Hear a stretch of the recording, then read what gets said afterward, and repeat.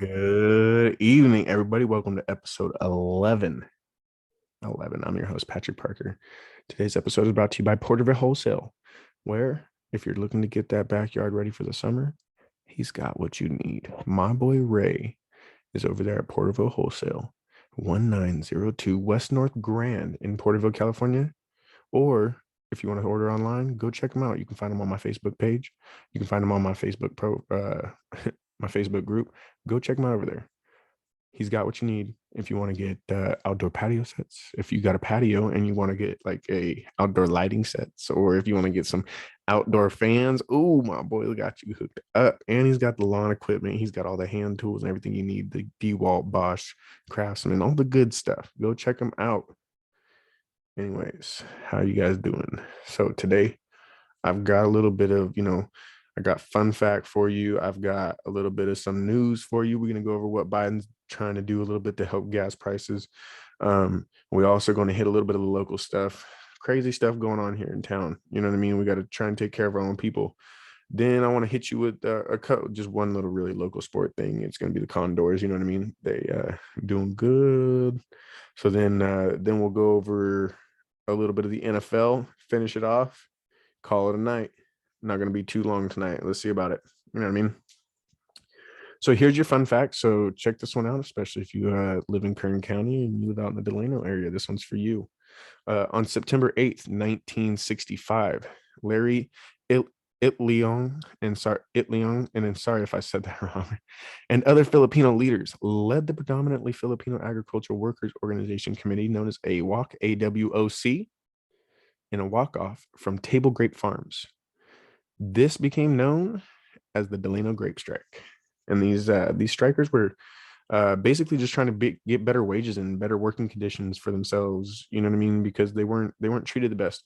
And the National Farmer Workers Association, and FWA, a largely Hispanic union led by Cesar Chavez, joined the strike within a week, which just goes to show you that they were fighting for a good cause, and it was obvious. So let's jump into some news. TMZ broke a story Wednesday night, or maybe Thursday early morning, of Mike Tyson punching a guy over and over in the face on a plane. Now, before you guys go, oh my God, Mike Tyson beating a guy up again, go to jail. You got to remember, this guy was also sitting there, and they have video of him antagonizing Mike Tyson. They have video of him, like pointing at him, getting close, jumping back and forth. Like, oh man, if you poke a bear enough times, it's going to attack you. It's obviously going to attack you, and then they say that they threw a water bottle at him. Like, I don't know about that, but that's not okay. And that's also assault, so that's something that you just don't do to anybody anyway. And then when you do that to him, obviously you're going to get a reaction out of him, which is what you're looking for, and probably looking for some type of money or payday. I don't know. But when you do something like that, he's a changed man. Okay. Like, he's doing real good. You can see it. He does his stuff. He's not like he was. But again, if you mess with somebody enough, like if you were to mess with you enough, if you were to mess with somebody else enough, they're going to be like, hey, either back the F up or, get hit, and then eventually just get hit, and that's what happens. So do I feel like what he did was wrong? Not necessarily, and especially not if you got a water bottle thrown at him, and especially if it hit him. That's called, like I said, that's called assault. So moving on, we got Biden over here, President Biden. He's trying to lower gas prices for us, and instead of drilling, his method of doing it now is going to be giving us 15% ethanol gas instead of 10% ethanol gas, which is E10. So the combination of ethanol to gasoline. Okay. So ethanol is an alcohol, right? And not only does it burn your engine hotter, but it also causes corrosion and your engine systems to become brittle and frail at the same time. So now you're basically, for any combustion engine, it's going to ruin it.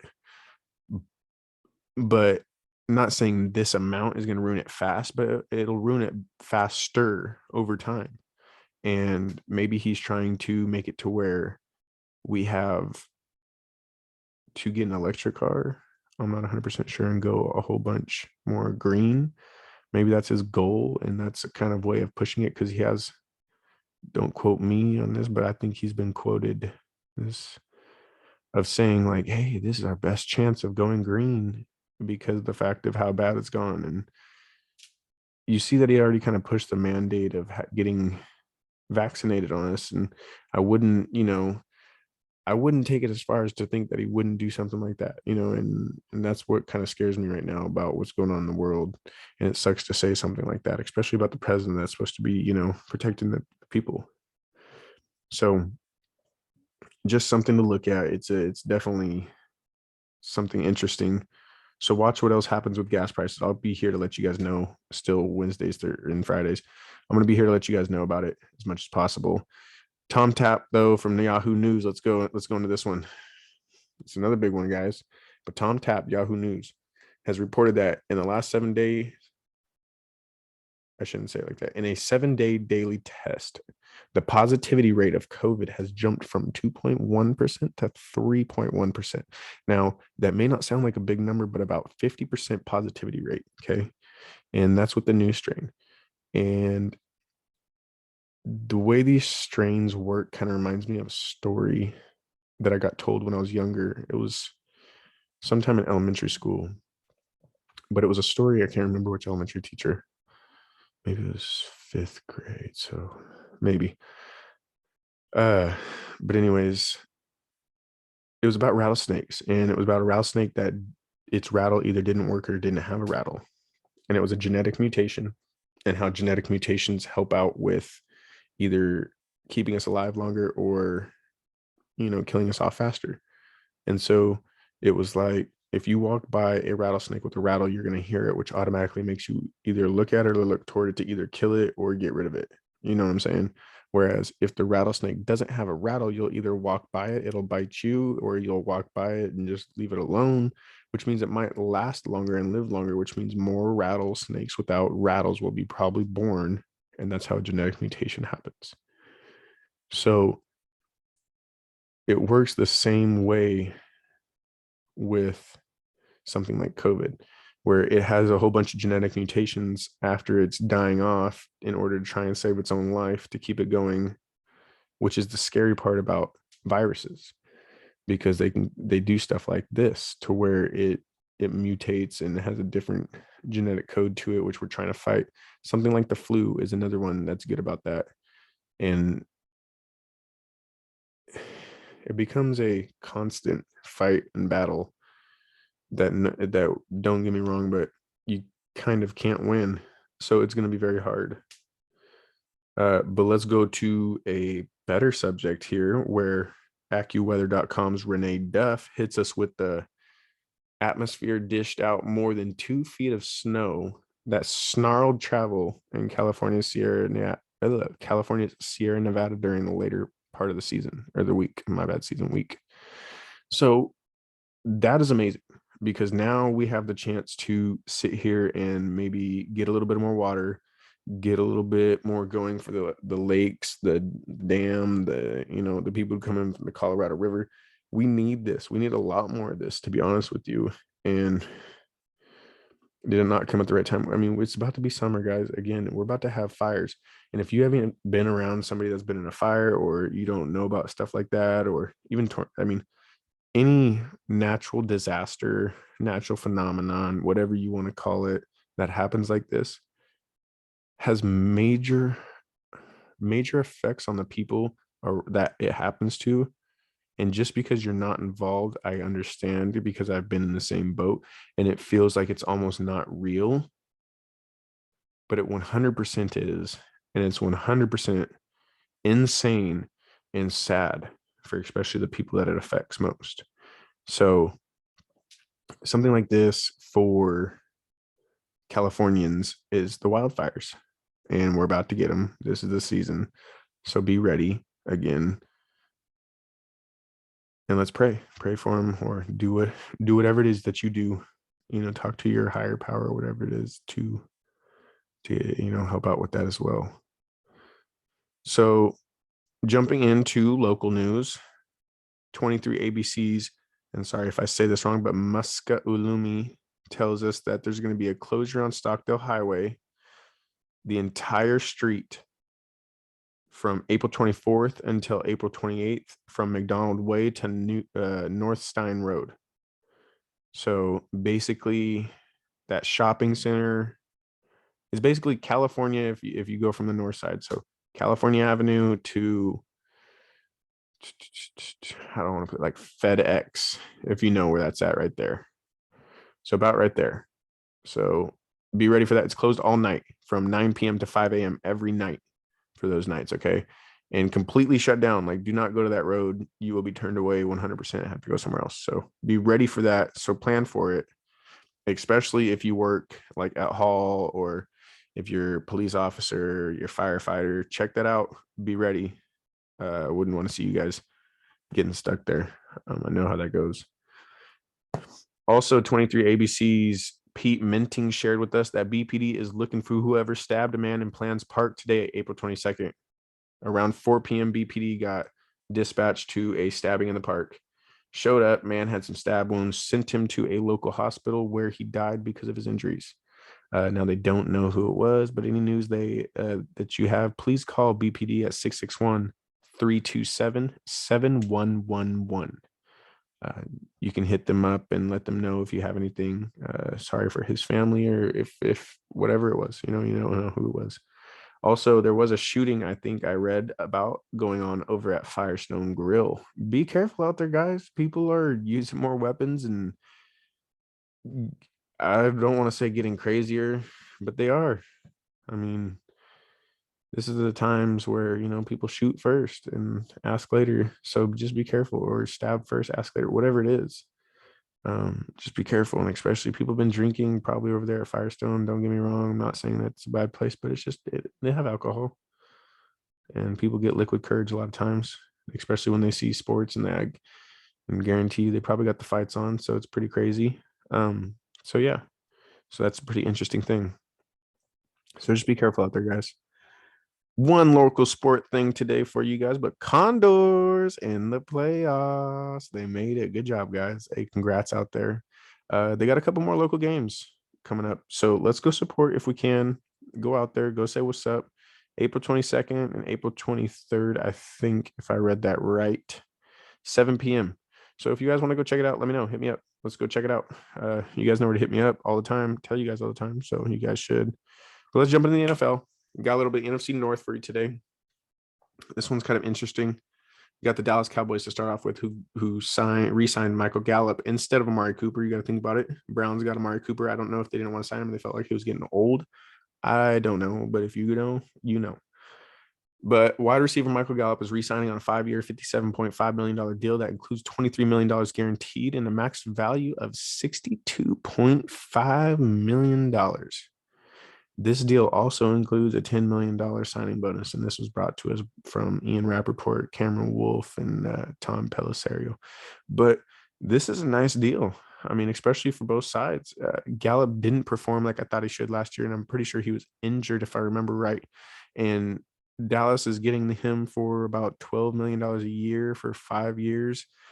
$23 million guarantee, which means he's only really got about 2 years, got 10 million. So drop that down probably this year to $2 million hit on the cap. That's not very bad.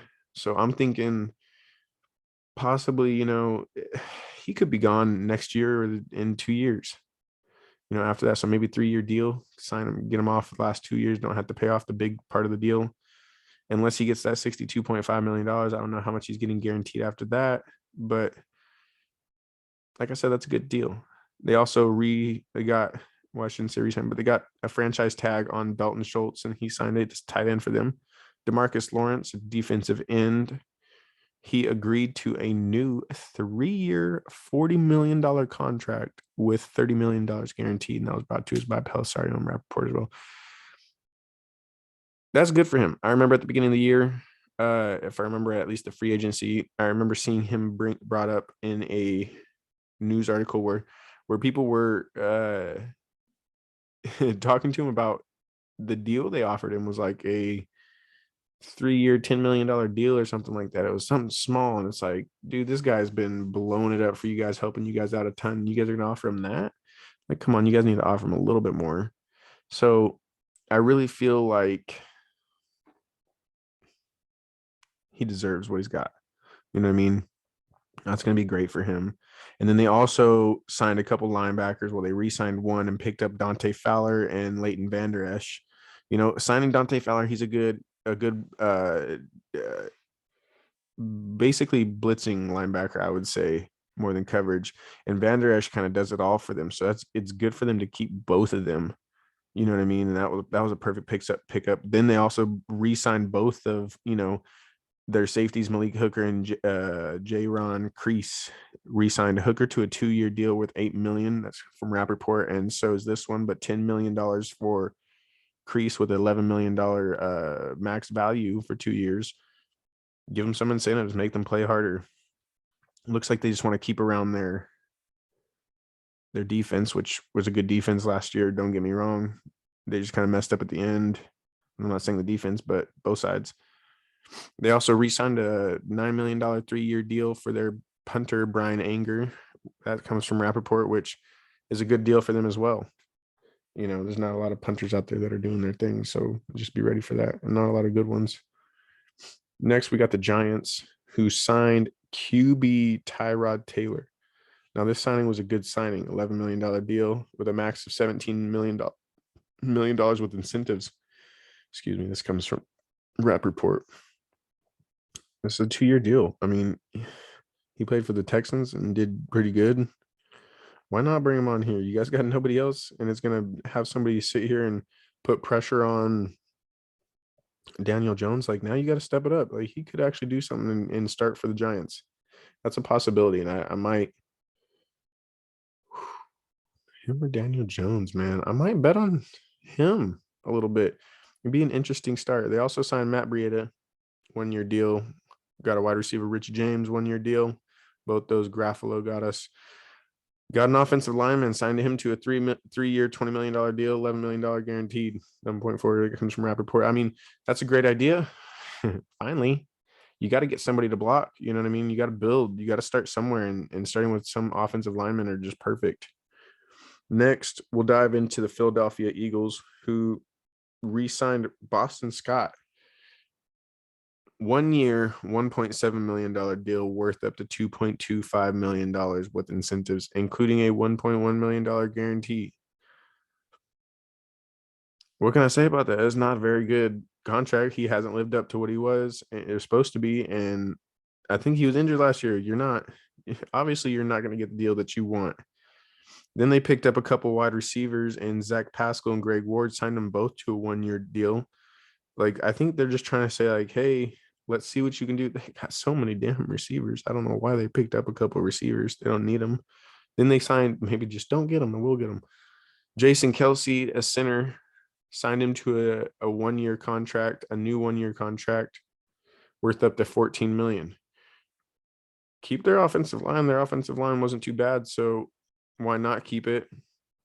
They got a defensive end, and Derek Barnett re-signed him to a 2-year contract, then picked up defensive tackle Fletcher Cox, signed him to a 1-year contract worth $14 million. This comes from Rappaport. Also got linebacker Hassan Reddick, signed him to a 3-year, $45 million deal that includes $30 million fully guaranteed and a max value of $49.5 million.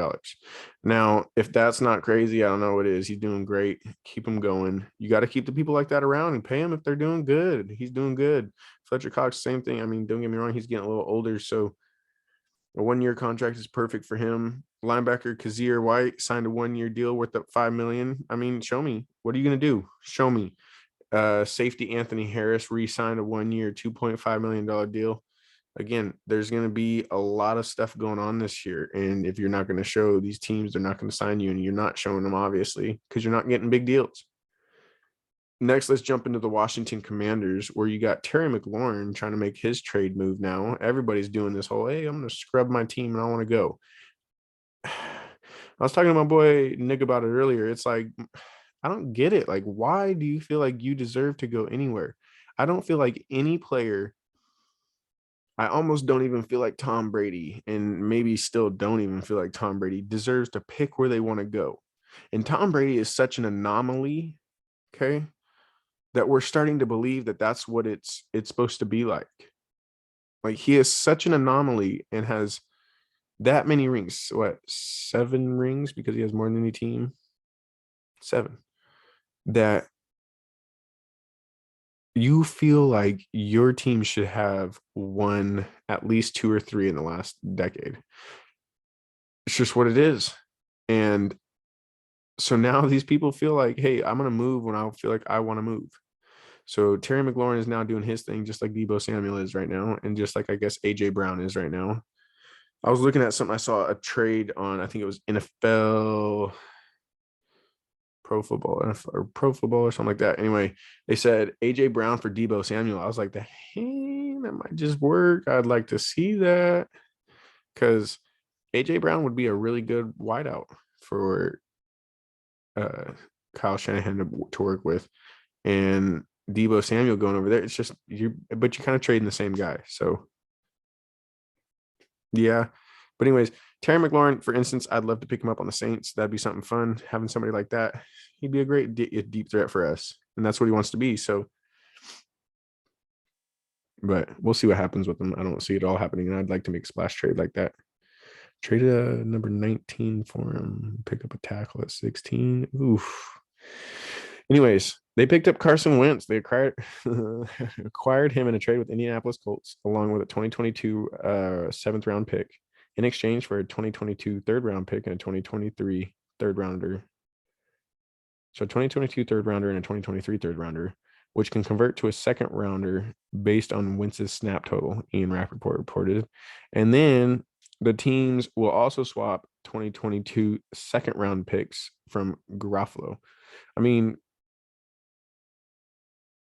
if you want to know who the winners are here, it's the Colts. Like, you got rid of Carson Wentz, you got rid of all of his stuff, and got 2 3rd round picks.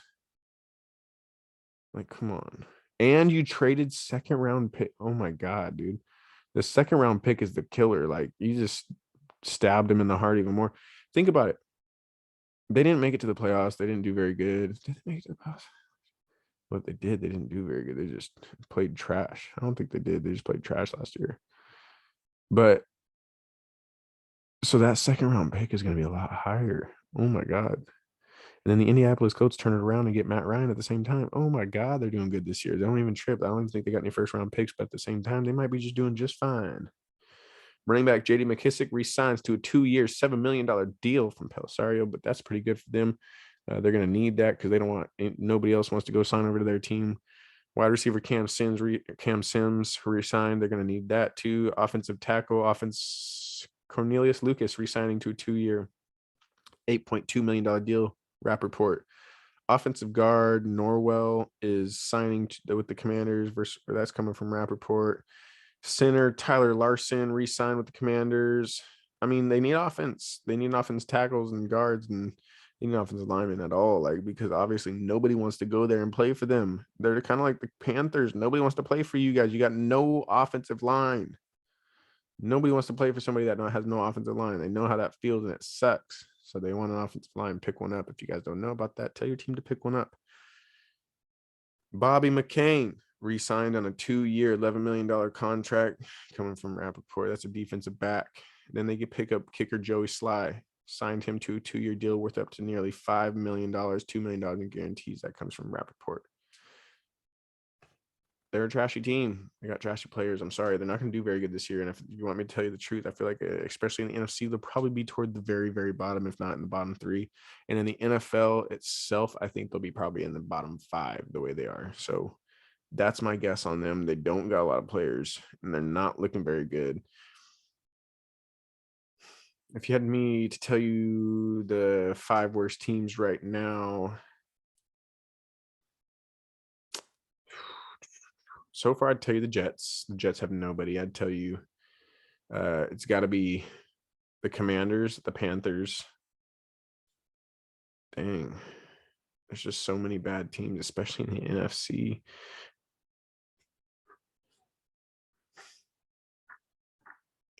It's kind of hard. I mean, I guess the well, those the Giants. Oh my God, the Giants are gonna be so trashy too. Isn't this NFC? No, NFC is looking horrible. Let's just say that. But I'm into you guys on that one tonight. Sorry I didn't give you 5, but it's late. I'm tired. I'm ready to hit the bed and go to work in the morning with you guys. So you can find me Facebook group, Facebook page, Instagram, Twitter, YouTube, Spotify, Apple Podcasts, Google Podcasts. Go check it out. Search 2Piece Pod. That's where I'm at. You can go look for me. So again, this episode is brought to you by Porterville Wholesale. Okay. Where if you're looking to upgrade your house, if you're looking to do things around the house, if you're looking to build some stuff, do some stuff, this place has got the stuff you need. Look at me getting all excited bumping my mic. But they got hand tools, hand saws, impact drills, non-impact drills, so regular drills, cordless and corded. They've got nail guns, compressors, paint sprayers. They've got all the good stuff. You can go check it out. Go check out my page. They got the Craftsman, the Bosch, the DeWalt, whatever it is you want. I'm telling you, man, they'll get that stuff and they will make your house be good and looking right. So go check it out. They've got what you need. My boy Ray is over there at 1902 West North Grand in Porterville, California. Or go check him out if you want to order online. Go check him out on Facebook. He's on my Facebook page, my Facebook profile. He'll get you hooked up. Tell him 2Piece sent you. Let him know what's going on. And you guys, hey, hit me up when you guys want to. Let me know what's going on, how you're doing, and you guys have a wonderful night.